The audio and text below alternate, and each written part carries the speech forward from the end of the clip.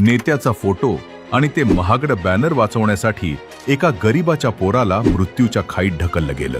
ही सुन्न करणारी घटना घडलीये कर्जत तालुक्यातील राशीन येथे। रविवारी रात्री निसर्गानं रौद्र रूप धारण केलं होतं। मुसळधार पाऊस आणि वादळी वारा सुटला होता।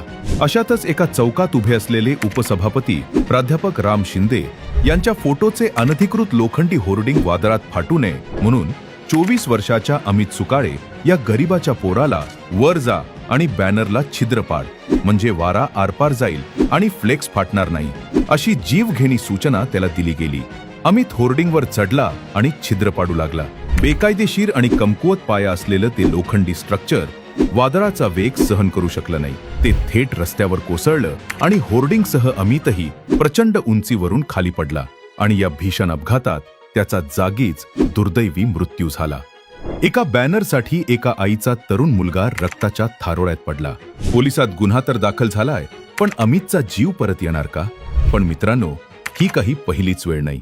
मुंबईच्या घाटकोपरमध्येही काही वर्षांपूर्वी अशाच एका महाकाय बेकायदेशीर होर्डिंगनं वादळात कोसळून अनेक निष्पाप लोकांचा बळी घेतला होता। राजकीय नेत्यांना खुश करण्यासाठी किंवा जाहिरातींच्या पैशांसाठी नियम धाब्यावर बसून उभी केलेली ही अनधिकृत होर्डिंग्स आणखी किती निष्पापांचं बळी घेणार? सरकार आता तरी जागे होऊन संपूर्ण राज्यातील अशा अनधिकृत आणि धोकादायक होर्डिंग्सवर बुलडोझर फिरवणार का? की पुन्हा एखाद्या निष्पाप अमितच्या मृत्यूची आणि नवीन दुर्घटनेची वाट पाहणार? हाच प्रश्न आता संपूर्ण महाराष्ट्र विचारतोय। मित्रांनो, या अनधिकृत आणि धोकादायक होर्डिंगच्या दुर्घटनेवर तुमचं काय मत आहे? कमेंट करून नक्की सांगा।